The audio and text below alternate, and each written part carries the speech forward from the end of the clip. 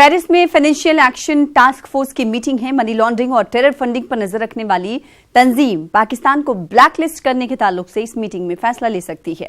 पाकिस्तान को इस मीटिंग में यह साबित करना होगा कि उसने टेरर फंडिंग और मनी लॉन्ड्रिंग में मुलव्विस अफराद और तंजीमों के खिलाफ क्या कार्रवाई की है। FATF की सदारत फिल वक्त चीन कर रहा है, जबकि मलेशिया, तुर्की और सऊदी इसके अरकान ममालिक में शामिल हैं। तंजीम की ज़ैली शाख एशिया पैसिफिक ग्रुप ने पाकिस्तान को ग्रे से डाउनग्रेड करके ब्लैक लिस्ट में शामिल करने की सिफारिश की है। पाकिस्तान की निगाहें चीन, सऊदी अरब, तुर्की और मलेशिया पर होंगी। अगर 3 ममालिक ने पाकिस्तान के हक में वोट दिए तो उसे ब्लैक लिस्ट में शामिल नहीं किया जाएगा। वैसे अगर पाकिस्तान ग्रे लिस्ट में भी रहता है तो उसकी भारी कीमत उसे चुकानी पड़ेगी। पाकिस्तान के वजीर खारजा ने अप्रैल में कहा था कि अगर पाकिस्तान ग्रे लिस्ट में भी रहता है तो उसे सालाना $10 बिलियन का नुकसान होगा।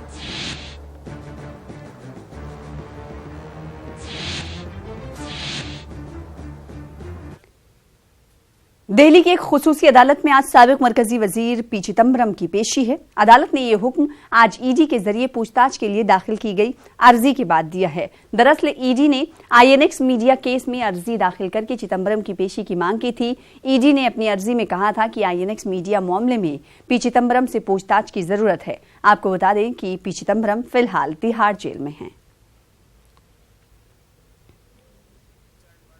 आगे बढ़ेंगे, बात तेलंगाना की करेंगे। तेलंगाना में RTC मुलाजमीन की हड़ताल का आज 10वां दिन है। मुलाजिमत से बरतरफ करने के वजीर आला KCR के ऐलान के बाद से हड़ताली RTC मुलाजमीन की खुदकुशियों का सिलसिला भी जारी है। 2 दिन कबल खम्मम डिपो से ताल्लुक रखने वाले ड्राइवर ने खुदसोजी की कोशिश की थी। कल ड्राइवर की अस्पताल में इलाज के दौरान मौत हो गई।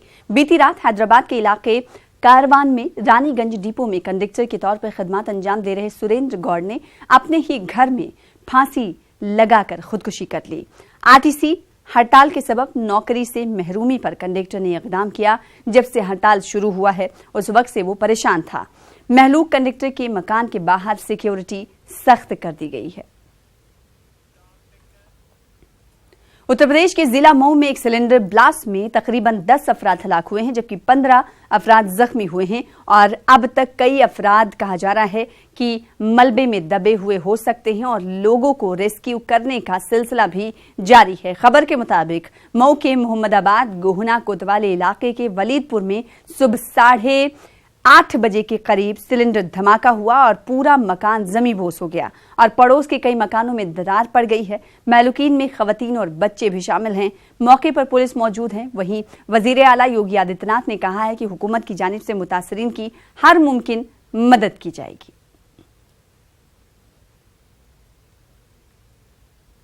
मौके पर रेस्क्यू कार्य जारी है। सब पुलिस को सूचना मिली, पुलिस तत्काल पहुंची, मलबे से लोगों को निकाला गया है और अभी NDRF की टीम से भी बात की गई है, क्योंकि उनके पास गैस कटर्स वगैरह पर्याप्त संख्या में होते हैं। जैसे ही मलबा क्लियर हो जाएगा उसके बाद धीरे धीरे पूरे एरिया को सैनिटाइज किया जाएगा। तो क्या सर इस समय अभी और भी मलबे दबने की संभावना है या रेस्क्यू कब तक चलेगा? क्या मैनुअली जितना रेस्क्यू किया जा सकता था उतने लोगों को यहाँ से निकाल के भेजा जा चुका है और अब जो मलबा आप देख रहे हैं आपके सामने है, इसको JCB और अन्य माध्यम से, गैस कटर के माध्यम से हटाया जा रहा है।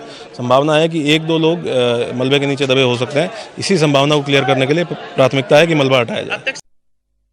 मध्य प्रदेश के होशंगाबाद में दर्दनाक सड़क हादसा हुआ है, जिसमें 4 हॉकी खिलाड़ी हलाक हो गए हैं। वहीं 3 खिलाड़ी जख्मी हुए हैं।